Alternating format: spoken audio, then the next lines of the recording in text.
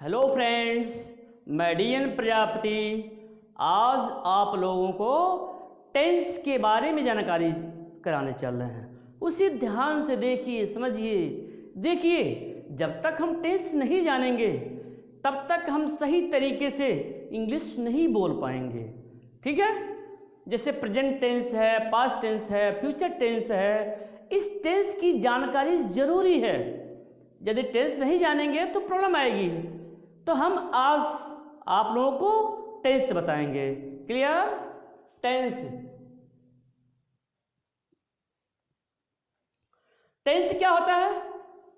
Tense क्रिया का वह रूप है जिससे समय का ज्ञान होता है, जिससे समय का बोध होता है, उसी को हम टेंस कहते हैं। टेंस मीन्स काल, काल मीन्स समय। जिससे समय का सेंस हो वही आपका टेंस होता है। क्लियर? टेंस मुख्य रूप से तीन होते हैं। इन तीनों के चार चार शाखाएं होती हैं। जैसे प्रेजेंट टेंस, पास्ट टेंस और फ्यूचर टेंस।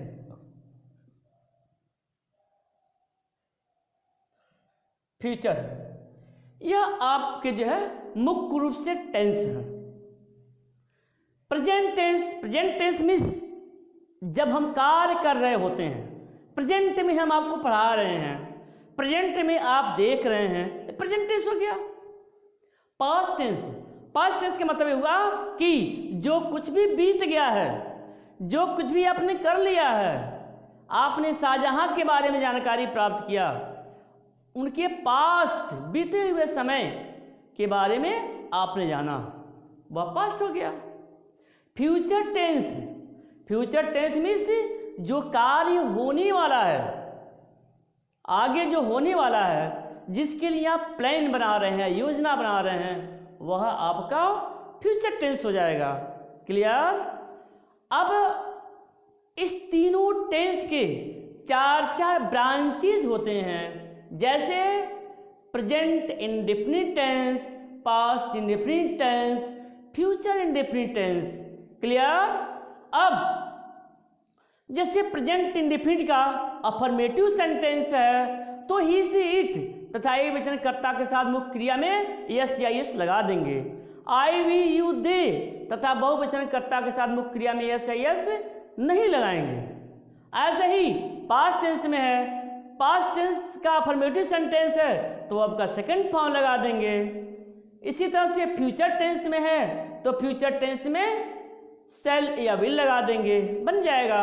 जैसे एग्जाम्पल आपको हम बताते हैं,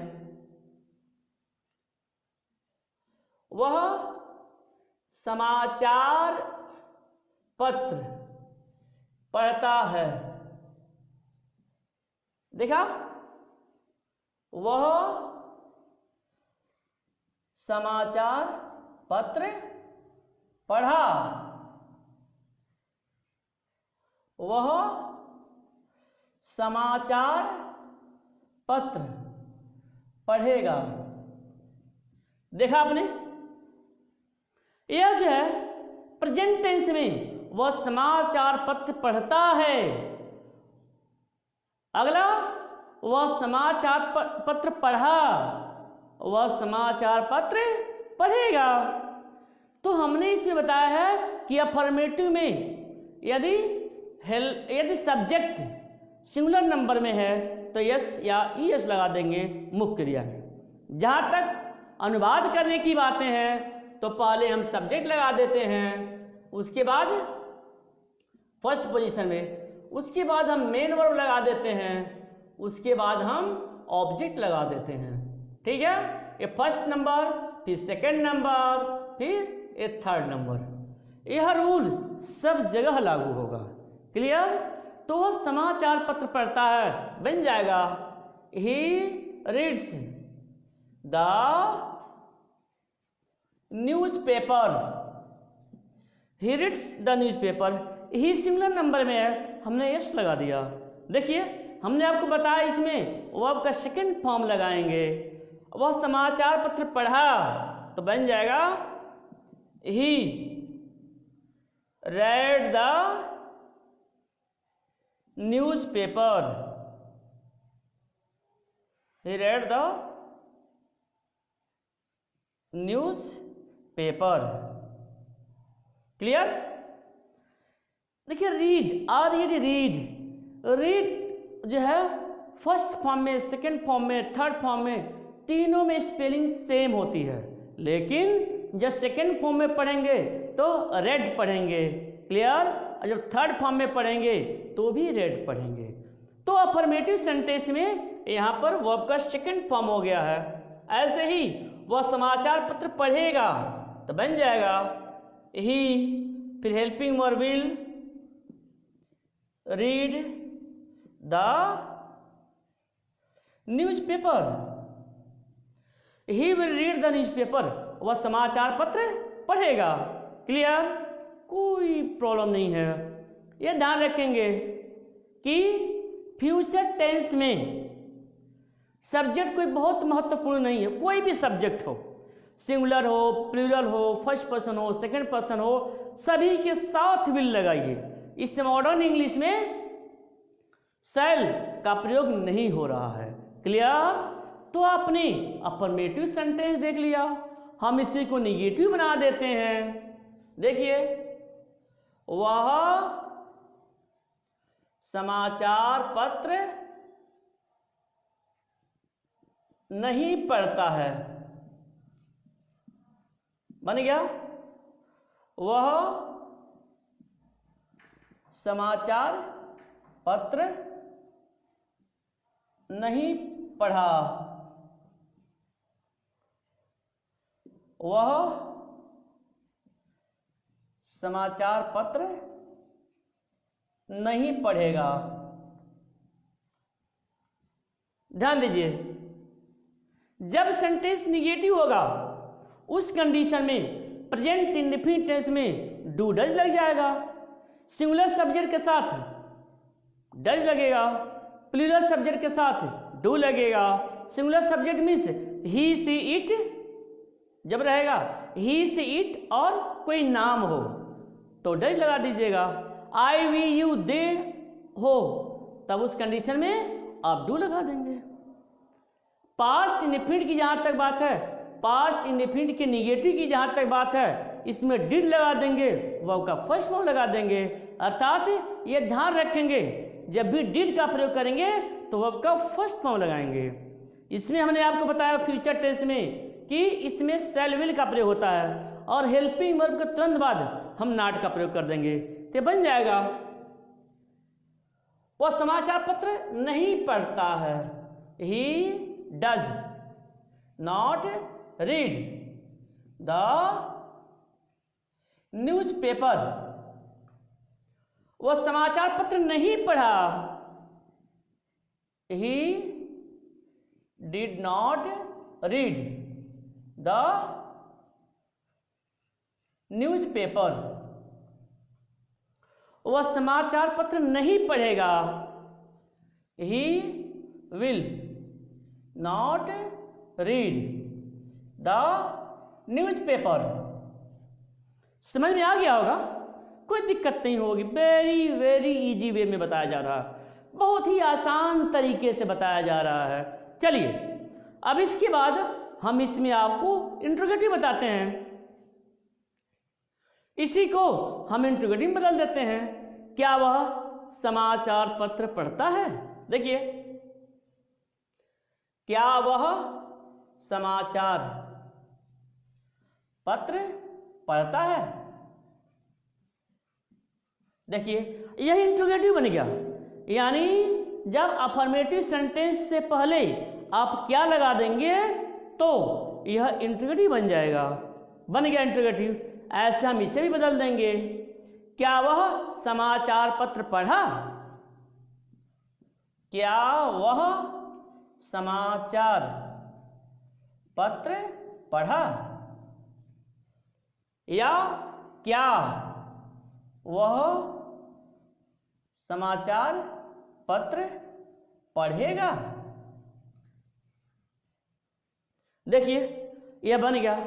यह ध्यान रखेंगे आप अच्छी तरह से कि जब भी क्या से कोई सेंटेंस शुरू करना है तो अनुवाद करने के लिए आप क्या के लिए हेल्पिंग वर्ब का प्रयोग कर देंगे।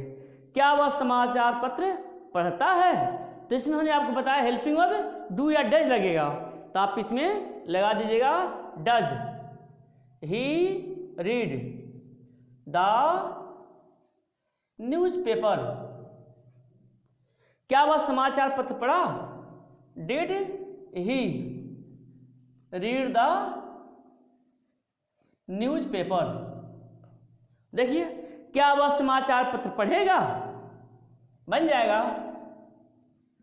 Will he read the newspaper. हो गया आपका। ऐसे ही हम थोड़ा और आगे बढ़ लेते हैं। जो इंट्रोगेटिव सेंटेंस होता है वह क्या से भी आरंभ होता है और क्वेश्चन वर्ड से भी आरंभ होता है। उस कंडीशन में हम क्या करेंगे, उस कंडीशन में जो जब वह क्वेश्चन वर्ड आ जाएगा बीच में तो उसकी अंग्रेजी आप पहले लिख देंगे। जैसे दिया है वह समाचार पत्र पढ़ता है, वह समाचार पत्र क्यों पढ़ता है। देखिए वह समाचार पत्र क्यों पढ़ता है। क्लियर। वह समाचार पत्र क्यों पढ़ा, वह समाचार पत्र क्यों पढ़ा, वह समाचार पत्र क्यों पढ़ेगा। क्लियर। देखिए हमने इसको जो है चार तरीके से बना दिया, चार तरीके से बना दिया। बीच में क्वेश्चन वर्ड आ जाएगा तो पहले आप उसे लिख दीजिएगा। वाई, वह समाचार पत्र क्यों पढ़ा, वाई। अब जैसे आप डज लगाते थे, सब्जेक्ट लगाते थे, मेन वर्ब लगाते थे, ऐसे लिख देंगे why does he read the newspaper. Clear. वह समाचार पत्र क्यों पढ़ा, क्यों वाई लग जाएगा। Why did he read the newspaper. बन गया आपका। वह समाचार पत्र क्यों पढ़ेगा, why will he read the newspaper.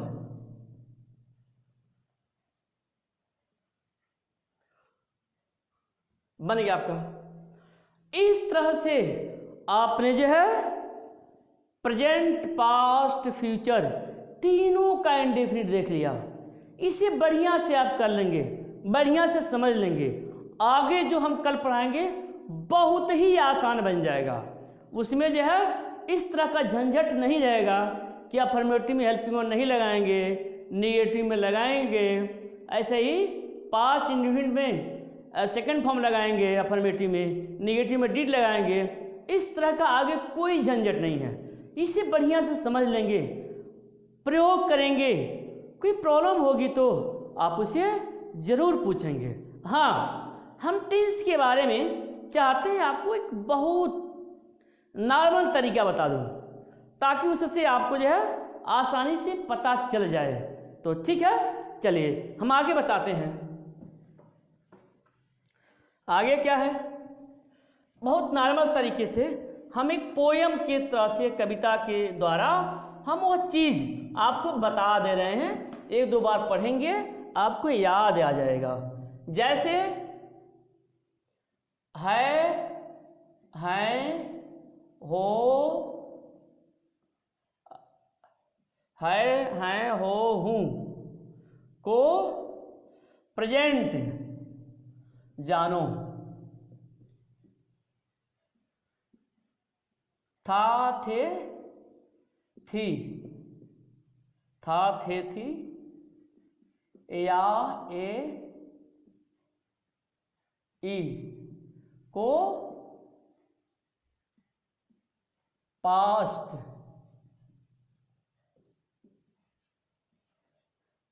गा गे, गी को फ्यूचर कहकर करो टेंस पर विजय प्राप्त। टेंस पर विजय प्राप्त। क्लियर? समझ जाइएगा कि जब भी किसी हिंदी वाक्य में है, हो, हूं, है तो प्रेजेंट टेंस समझ जाइएगा। जब भी हिंदी वाक्य के अंत में था, थे, थी या ए, ई का प्रयोग हो तो पास्ट टेंस समझ जाइएगा। जब भी क्रिया के अंत में गा, गे, गी हो तो फ्यूचर टेंस में समझ जाइएगा। तो ऐसे एक दो बार पढ़ेंगे आपको याद हो जाएगा। है, हो, हूं को प्रेजेंट जानो, था, थे, थी को पास्ट, गा, गे, गी को फ्यूचर कहकर करो टेंस पर विजय प्राप्त। क्लियर? इस तरह से हमने टेंस के बारे में, पूरे टेंस के बारे में पहचान बता दिया और present indefinite, past indefinite, future indefinite के बारे में डिटेल बता दिया। हम कल कॉन्टिन्यूअस पढ़ेंगे। क्लियर? कॉन्टिन्यूटी बनाए रखने के लिए आप इस चैनल को हमेशा देखते रहिए और सब्सक्राइब करिए। थैंक्स।